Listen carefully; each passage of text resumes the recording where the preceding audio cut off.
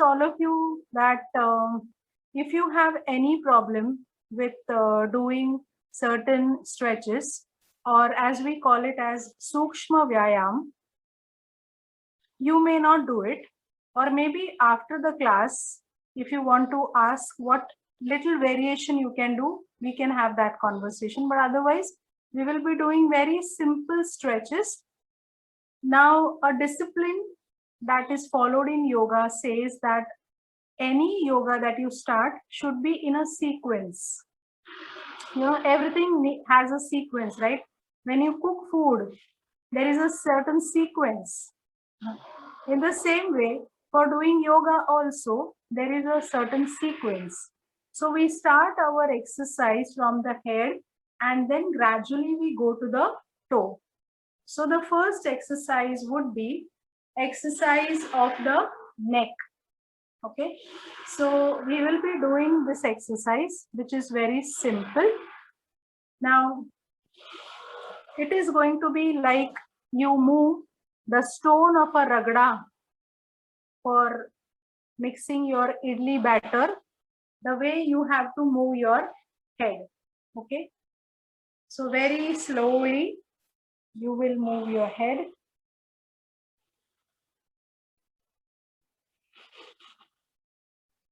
Now, a common, you keep doing and I will keep talking. So a very common question that is asked, why to do this exercise very slowly? Why not to do it very fast? Why not to do it this way, fast? You know, it is better, no? A fun. But to be honest, the spine, which is going right from the brain till the back, lower back, passes on with this area. So the neck region, the throat region, this is the most delicate part of our body. Now, if we want to do it, if we do it very slowly, this will give benefit in two ways. Number one, stretch and compression. Like when you go for this way, it's giving a stretch here and giving a compression on this side. Now, when you do this, it's giving a stretch on the back of the neck and giving compression at the throat region. So this is something which is very simple. You can. I hope you all have done this. Now we go for what is called as Shadasana. The word Shada means 6. The word Shada means 6. So sitting at one place, you can move your neck in 6 directions. So let us do that. And then let us know the benefits of it.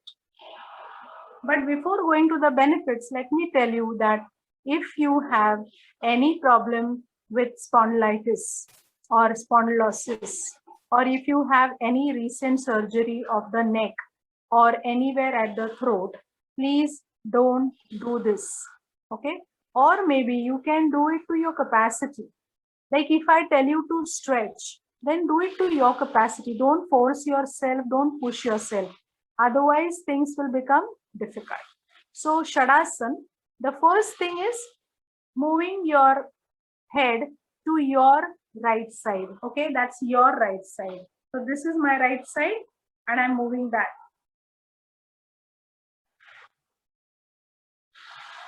Now, just listen and keep doing. When I say that you have to move your head to the right, it means that you have to look to the right. The ideal way of doing this is when you will try to put your chin closer to your shoulder. Okay. Now, this is not an easy job, but you can try. Okay. Take your own time and try. The right side. Now, while doing this, you may get little pain on your neck. That's okay. But don't push yourself. Once you finish with this, now slowly go to the other side. The left side, and try to bring the chin closer to your shoulder, not to the shoulder.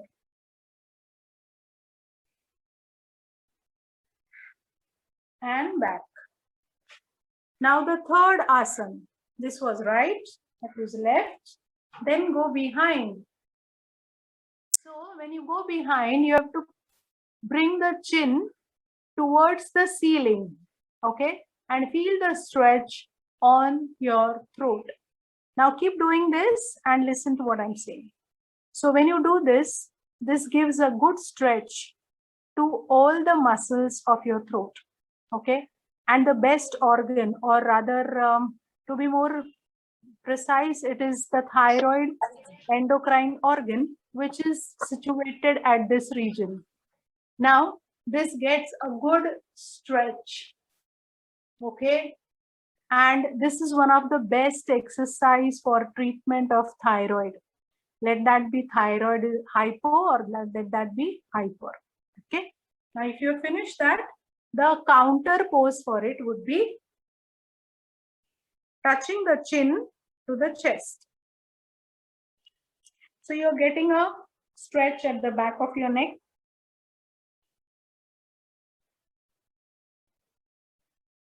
And come back. So we have completed 4. There are still 2 more. So the 5th one is drop your head towards the shoulder. So the ear goes towards the shoulder. Drop it so that you get a stretch just below your other ear. Don't lift your shoulder, just drop it. Be easy at this place. Come back. And then go to the other side, the 6th one, that is the left side. Feel the stretch and be there. And slowly come back.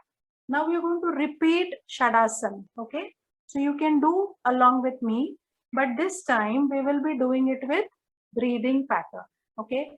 Yoga cannot be helpful unless you breathe properly. The pattern has to be perfect, the pattern has to be rhythmic, and the pattern has to be in a sequence. You can't breathe or you can't exhale anytime for any asana, okay? So the pattern is going to be inhale and exhale, okay? So I will keep saying that and you keep practicing that. So start with inhale, exhale. Inhale, exhale.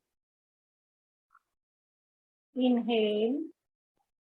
Now exhaling, go to the right. Inhaling, come back. Exhaling, go to the left. Inhaling, come back. Inhaling, go behind. Exhaling, come back. Inhale at the center. Exhaling, go down.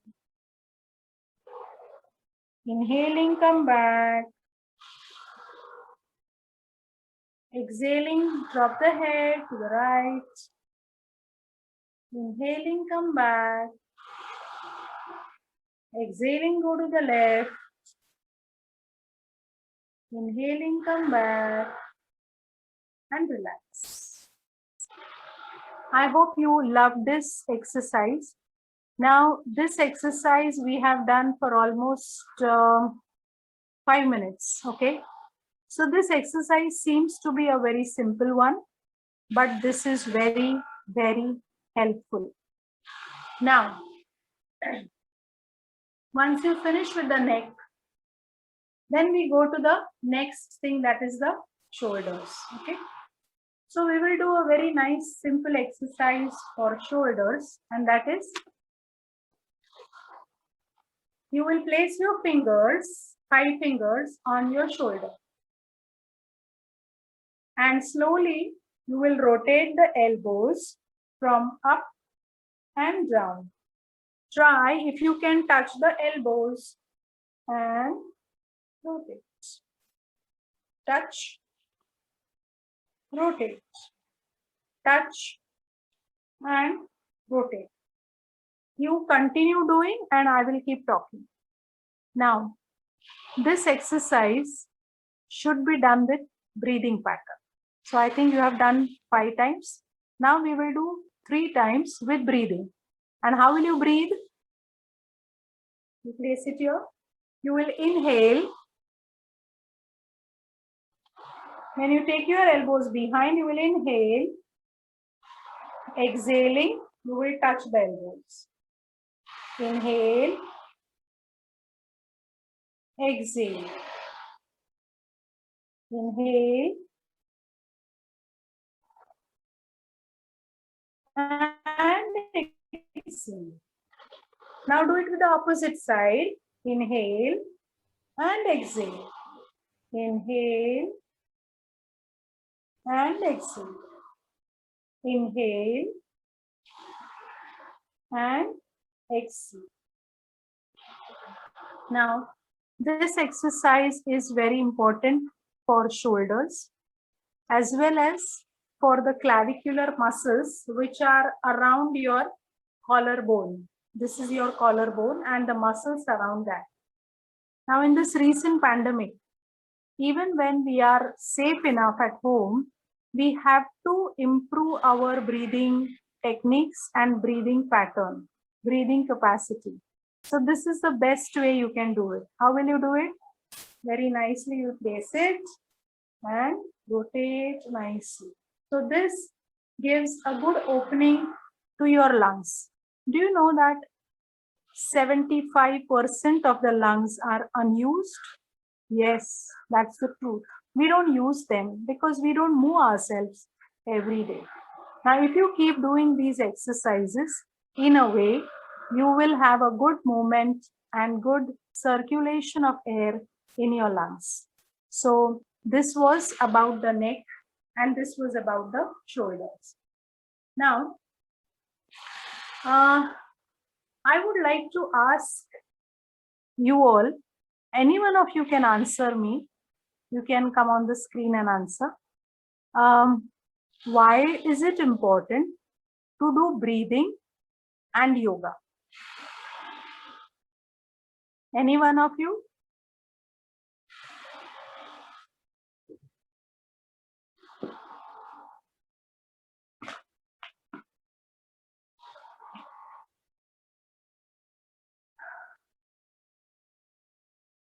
Why is it important to do breathing while doing yoga? Because while our muscles are moving, if we breathe right, the muscles get oxygenated. Very good. Anyone else? Very good answer. Anyone else?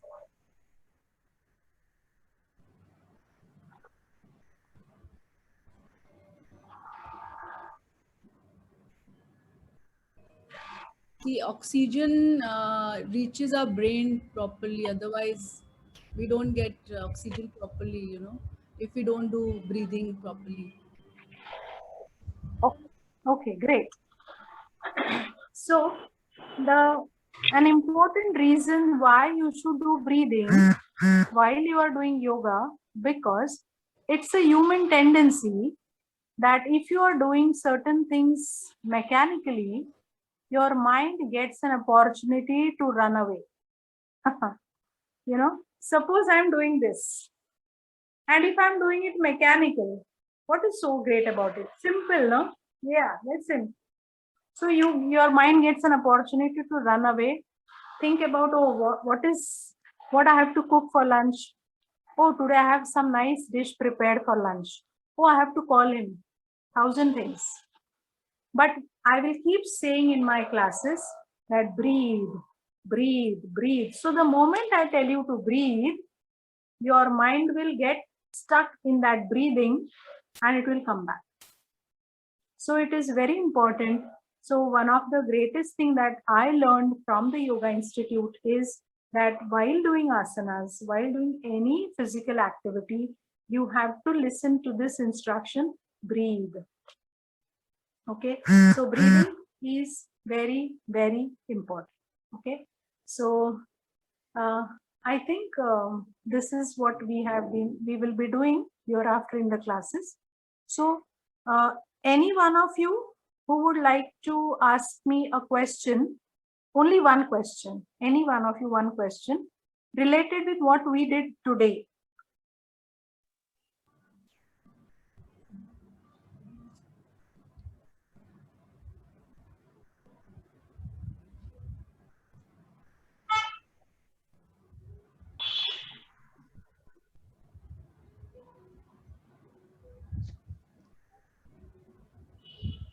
Yes.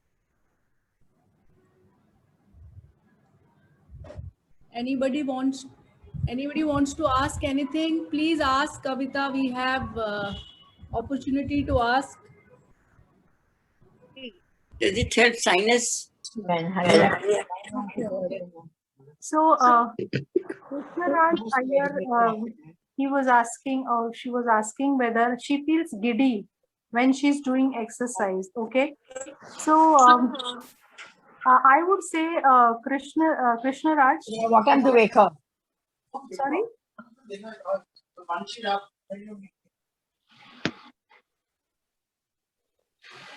So, he was asking that he feels giddy when he does exercise. So number one, while for doing exercise in yoga, you should never be empty stomach. Okay. Now, keeping in mind the audience that is in front of me, those all of you who are 60 plus, you are not expected to remain empty stomach while doing yoga, nor you have to drink anything before doing yoga. Then what can you have? Now this is something that the nutrition comes into my lectures, that I would request all of you that whenever you are doing your asana, you should be munching at least a fistful of what you can say is your raisins, brown raisins or black raisins. Then they are soaked, or maybe dry figs, anjeer, that is soaked. Now, if anyone is diabetic, then they should go for maybe soaked almond, or how many almonds? 2 to 3, more than enough. You can make small pieces, chew well, and then come to the class. Okay. Or maybe the best part would be to go for a fruit, any fruit of your choice. Any fruit which is easy for you to eat, but you should never come empty stomach. Number 2, if you are having problems called as spondylitis or vertigo, then you should be careful that you should not make any physical movement of your neck very fast. So when I say look at the ceiling, don't do this immediately.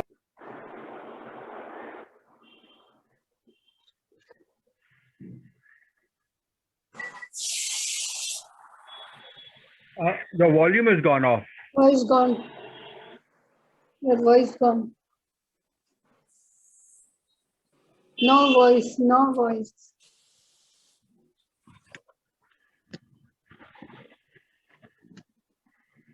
Is it okay? Can you hear me? Yes. Yeah. So never look immediately, but how will you do this then? Very slowly. So very slowly you will try to look up to your capacity and then slowly come. So you will not feel dizzy.